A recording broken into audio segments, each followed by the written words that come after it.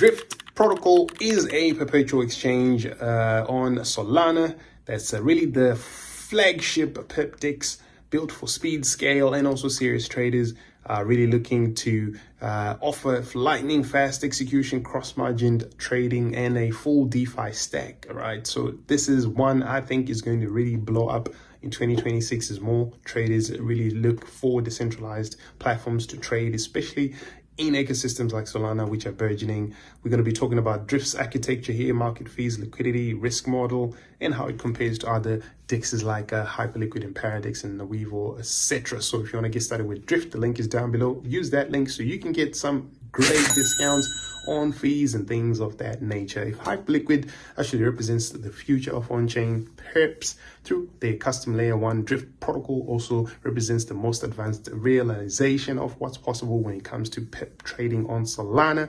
Not a simple perpetual exchange, it's a full stack, a decentralized trading platform that combines high performance perpetual futures here, spot trading, lending and borrowing, liquidity provisioning, cross-margin risk management, all operating on Solana's high throughput, low latency architecture, right? So Drift is really a non-custodial platform, and it offers not only perpetual futures, also you can swap assets, you can lend and borrow tokens, and you can also yield as a liquidity provider, right? The design and core philosophy is very interesting. Speed is definitely a feature that they focus on. Capital efficiency through cross margin as well, and DeFi composability, right, is really at the core. And the architecture and the settlement layer itself, interesting because they're really aiming for that extremely high throughput, very low transaction cost, as well as a rapid state updates, mature validation, performance infrastructure, as well as a hybrid liquidity model here where you've got virtual AMMs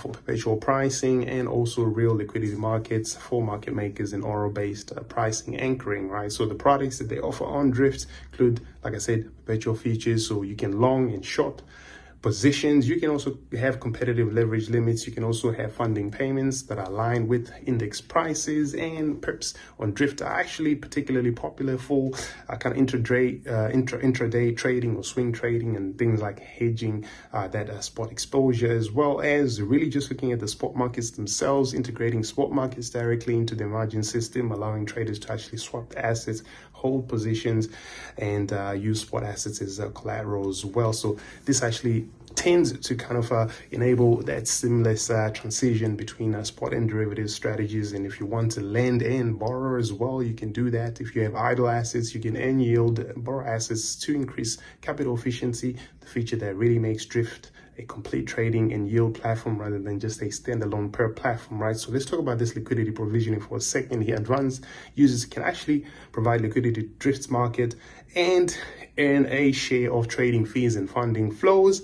Liquidity provision is designed effectively to be transparent and capital efficient, integrated with Drift's risk engine, right? So the margin system itself, cross-margin accounts are what you'll be using here. The advantage being low collateral requirements and reduced risk liquidation of, just the ability to hedge across products, and of course the margin requirements. A lot of traders want to know the initial margin requirements per market, obviously, and maintenance margin thresholds are there, and automated liquidation logic as well. When it comes to the fees, which is very important if you're a trader, the maker-taker fees vary by volume tier. Fees are generally lower than centralized exchanges, which is great in Solana's low fee transactional cost keeps things at a minimal, right? Funding rates, if you want a liquidity model, not purely an AMM-based model, funding rates that are tended to be more stable, I guess, less prone to extreme spikes and easier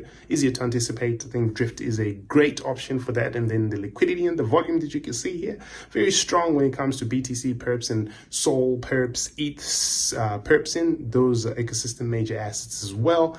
But the quality of the execution is really what's impressive. Near instant order confirmation, minimal failed transactions, which is really good for Solana. They've definitely improved on that front. Check out that user interface and experience is really good. Order book depth and charts, real-time P&L, margin, liquidation indicators, funding rate transparency, and really when it comes to the smart contract risk, I think they're really an open sourced exclusively extensively reviewed platform. So, you know, there's always obviously a risk, but I think it's very good.